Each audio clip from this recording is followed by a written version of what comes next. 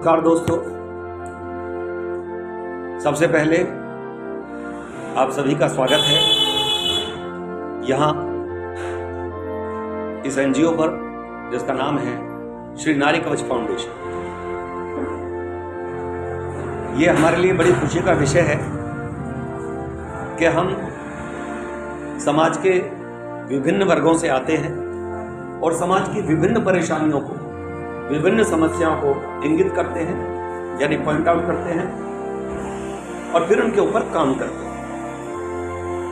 तो आज मुख्य रूप से हम यही बात करने बैठे हैं कि समाज में जो कुरीतियां हैं, जो बीमारियां लग गई हैं, जो परेशानियां हैं, हम सब हाथ से हाथ मिलाकर एक साथ जुड़कर उन समस्याओं को दूर करें। वो समस्याएं क्या क्या हो सकती हैं? जैसा कि आमतौर पर आपको देखने को मिलता है, हमने बात की, आपने देखा भी होगा कि जो गरीब है वो और ज़्यादा गरीब होता जा रहा है और जो अमीर है वो और ज़्यादा अमीर होता जा रहा है।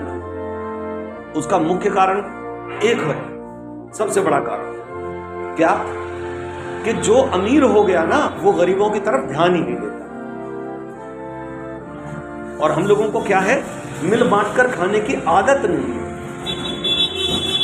तो सोचो, अगर हम थोड़ा थोड़ा मिलकर बांट कर खाना शुरू कर दें, एक दूसरे की मदद करना शुरू कर दें, एक दूसरे को अपनी चीजों को शेयर करना शुरू कर दें, तो शायद बिना किसी एक्स्ट्रा एफर्ट्स के हम पूरे समाज को अपने साथ में लाकर उन्हें गरीबी रेखा से ऊपर उठा सकते हैं। जैसे एक छोटे से एग्जाम्पल के तौर पर मैं आपको समझाना चाहूंगा, यहाँ हम अगर चेक करें ना हमारे अपने पर्सनली अपने पास कपड़ों की वार्डरोब आप अपनी चेक करिए, कपड़े चेक करिए, मैं आपको गारंटी देता हूं आपके 100 कपड़े पर्सनल ऐसे निकल आएंगे जो आपने या तो बहुत दिन से यूज नहीं किए या आपका उन्हें यूज करने का मन ही नहीं है, या बहुत दिन से यूं ही पड़े हुए हैं कि किसी को दे देंगे मगर दिए नहीं। और फिर जब भी कभी कोई आवश्यकता पड़ेगी कहीं आने की, जाने की, किसी चीज की, तो फिर हम क्या कहते हैं, कहां से चले, हम पे तो कपड़े ही नहीं है। भाई कपड़े नहीं हैं तो अलमारियां भरी किसकी पड़ी हैं? तो इसका मतलब, इसका सीधा सा जवाब यह है कि कपड़े तो हैं, एक्स्ट्रा हैं, वो नहीं है जो हमें चाहिए। तो इसका मतलब जो चाहिए वो नहीं है, तो जब बिना जरूरत के कपड़े हैं तो भाई साहब क्या उनका एक इस्तेमाल नहीं हो सकता? जो कपड़े हमारे लिए खराब हैं, हो सकता है कोई ऐसा भी व्यक्ति हो जिसके पास कपड़े ही ना हो, तो उसको अगर आप वो कपड़े दे दें तो उसके लिए वो एक अच्छे कपड़े हो सकते हैं। जो आपके रोजमर्रा के कपड़े हैं ना, यकीन मानिए वो किसी के लिए पार्टी वेयर कपड़े हो सकते हैं। तो अगर हम सब ये बीड़ा उठा लें कि हम हर महीने जो एक्स्ट्रा कपड़े हमारे पास होंगे उनको निकाल के यहाँ ले आएंगे एनजीओ पर और यहाँ ढेर लगा के फ्री में कपड़े बांटेंगे पब्लिक को कि जिसको जरूरत हो उसको ले जाओ। आप चाहेंगे तो आप देख लेना, हमारे चैनल पर वीडियोस डले हुए हैं, हम ऐसा करते आए हैं, दिल खोल के कपड़े बांटते हैं। तो क्या ये हो सकता है? गरीबों की मदद हो सकती है। अब हम दूसरे टॉपिक पर बात करते हैं, गरीबों की मदद खाने के रूप में। भाई रोटी, कपड़ा, मकान, 3 जरूरत बेसिक है इंसान की, वो अमीर हो या गरीब हो सबको चाहिए। ऐसा ही तो हो सकता है कि गरीब आदमी सड़क पर रह रहा है लेकिन रह तो रहा है ना, चाहे झोपड़ा बना के रह रहा है, और अमीर आदमी महलों में रह रहा होगा। इतना ही तो फर्क हो सकता है, लेकिन रहने की जगह तो चाहिए। रहने की जगह तो पक्षी भी बना लेते हैं, घोंसले, राइट। तीसरी चीज चाहिए खाना। मैं मानता हूं रहने की जगह देना हमारे बस में नहीं होगी, मान लेता हूं, क्योंकि कितनों को रहने के लिए हम जगह दे देंगे, करोड़ों का मामला है भाई, आज लाखों में घर भी नहीं बनता। तो चलो छोड़ दो। लेकिन मेरा कहना ये, जो हम कर सकते हैं गरीबों की मदद के लिए वो तो करें। जैसा कि मैंने अभी कपड़ों का एक उदाहरण दिया, क्या हम ये नहीं कर सकते? मैं नहीं कह रहा कि हम नए खरीद के लाओ या पैसे दो, वो दे दो। मैं तो कह रहा हूं जो आपके पास एक्स्ट्रा पड़े हैं उनको बांट दो, उन तक पहुंचा दो जिनको इसकी जरूरत है, क्योंकि हमें तो जरूरत नहीं है, हमारे तो बेकार पड़े। अब आते हैं खाने के टॉपिक। दोस्तों, हम में से ज्यादातर लोग कम से कम 4, 5 और 6 बार खाते हैं दिन में। बुरा मत लगाना मेरी बात का। और आंख खुलने से लेकर और आंख बंद होने तक रात को खाते ही रहते हैं। सुबह सुबह खा लेंगे चाय के साथ। अरे इतनी हद है कि आंख खुलते ही चाय चाहिए। हमारे आपके सबके घरों में ये हो रहा है।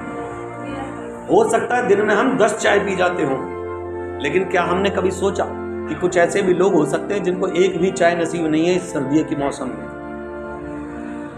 तो सोचो, अगर हम 10 में से बस 2 बार चाय पी लें तो 8 बार की चाय हम 8 लोगों को पिला सकते हैं कि नहीं? एक बार। अब आते हैं खाने पर। मान लिया हम 6 बार खाते हैं दिन में, कोई 5 बार खा रहा है, 4 बार तो अमूमन खाते ही खाते हैं, और कम से कम 3 बार तो हर आदमी खाता है। बोलो हाँ कि ना? अगर हम 5-6 बार के खाने में से ज्यादा नहीं मेरे दोस्त, सपोज करिए हमें एक बार में 4 रोटी खाते हैं, अगर हम एक बार में 1-1 रोटी कम कर दें तो भाई साहब 6 रोटी आ गई। कम से कम 2 लोगों का आधा आधा पेट तो आप भर सकते हो, वरना एक का पूरा तो भर ही सकते हो बिना किसी एक्स्ट्रा एफर्ट्स के। हाँ कि ना? हाँ, आप बोले तो मुझे अच्छा लगेगा, मुझे लगेगा कि हाँ बात आप तक पहुंच रही है। ये काम हम बड़े आसानी से कर सकते हैं, इसके लिए हमें कोई एक्स्ट्रा एफर्ट्स डालने की जरूरत ही नहीं पड़ेगी। कितने मजे की बात है, और हम नहीं कर रहे हैं क्योंकि हमारा ध्यान ही नहीं है। और देख लीजिए, जैसे मैंने अभी कहा, अवेयरनेस, जागरूकता, हम में से कई सारे लोग केवल इसलिए पिछड़ रहे हैं। मैं दूसरे टॉपिक पर आ रहा हूं, पढ़ाई लिखाई की। हमने बात की गरीबों की मदद की, जिसमें हमने बात की खाने की, जिसमें हमने बात की कपड़े की, जिसमें हमने बात की रहने की। तो मान लिया रहने के लिए आप कुछ नहीं कर सकते, लेकिन कपड़े और रोटी के लिए आप बिना एक्स्ट्रा एफर्ट डाले अपने ही खाने में से, अपने ही पहनने में से बचाकर किसी की हेल्प कर सकते हैं, किसी की मदद कर सकते हैं। अब तीसरी बात पर आता हूं, एजुकेशन यानी पढ़ाई लिखाई पर। मैं मानता हूं इससे जरूरी दुनिया में कोई चीज नहीं है, क्योंकि अगर आपके पास पैसे नहीं है कोई बात नहीं, पर अगर आप शिक्षित हो तो आप पैसे बना सकते हो। क्योंकि शिक्षा, कोई कहेगा शिक्षा से पैसे कैसे आएंगे जी? हमने तो सुना सरस्वती और लक्ष्मी का बैर है, बेवकूफों के लिए है।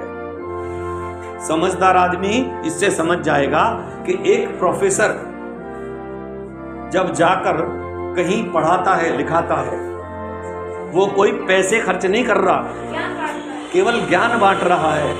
और मेरे दोस्त, इस ज्ञान के बदले उसको तनख्वाह मिल जाती है। तो कौन कहता है सरस्वती और लक्ष्मी का बैर है? मैं तो कहता हूं सरस्वती और लक्ष्मी से बड़ी दोस्ती किसी की है ही नहीं। क्यों? क्योंकि अगर आप वाकई में सरस्वती के पुजारी हैं, सरस्वती को आपने वाकई में ग्रहण किया है ठीक से, तो उसका बेहतर उपयोग होता है उसको बांटना, ना कि उठा के रख लेना। बांटना है, तो ज्ञान बांटोगे तो आपका ज्ञान बढ़ेगा और उस ज्ञान के बदले आपको धन भी मिलेगा। तो आप क्या कर सकते हो कि भैया आप जितने भी पढ़े लिखे हो, कम से कम इतना तो कर सकते हो, किसी अनपढ़ को या जो कम पढ़ा लिखा हो उसको पढ़ा सकते हो। आप कहोगे कि मैं उसकी स्कूल की फीस नहीं दे सकता, तो मैंने तो कहा ही नहीं। और अगर आप नहीं पढ़ा सकते तो आप एक काम तो कर सकते हो, आप कह सकते हो जी चलो जी हमारी एनजीओ पर चलो, वहां फ्री में पढ़ाया जाएगा। इतना तो कर सकते हो। और कई बार इसमें एक चीज और आती है कि जी हम तो इतने बड़े हो गए, अब पहले ही नहीं पढ़े, अब क्या पढ़े, अब तो आधी कट गई, आधी कट जाएगी। ये मानसिकता के लोग हो सकते हैं। तो इसमें हम सबको मिला के एक बीड़ा उठाना है कि हमें जागरूकता फैलानी है और उनको पढ़ने के फायदे बताने हैं। और अगर आप नहीं बता सकते तो जैसा मैम ने अभी कहा कि कम से कम उनको यहाँ बटोर के यहाँ तक ला सकते हो, फिर हम अपने आप समझा देंगे कि पढ़ने के क्या क्या फायदे होते हैं। और ये मत भूलिए कि हम इस एनजीओ पर स्किल डेवलपमेंट करते हैं, आपको स्किल्स सिखाते हैं, आपको कोई हुनर सिखाते हैं, ऐसा हुनर जो न केवल आपके शौक पूरे करता है, आपको प्रसन्नता देता है, आपके जीवन को बेहतर बनाता है, बल्कि साथ में एक काम और भी करता है कि आपको हुनरमंद बनाकर आपको अपने खुद के पैरों पर खड़ा करता है। और सोचकर देखो कि दोस्तों, अगर आप अपने पैरों पर खड़ा हो जाते हो या किसी को उसके पैरों पर खड़ा कर देते हो, तो इसका सबसे बड़ा फायदा ये होता है कि वो आत्मसम्मान के साथ समाज में अपना जीवन बिता सकता है, क्योंकि खुद से कमा कर खा सकता है, क्योंकि मांग कर खाना हर किसी के बस का नहीं होता और वो कोई स्वाभिमान का खाना नहीं है। तो मेरी विनती है, लोगों को जोड़िए, और जो भी लोग पढ़ना चाहते हों, चाहे वो किसी उम्र के हों और उनके पास कुछ भी ना हो, एक पैसा भी ना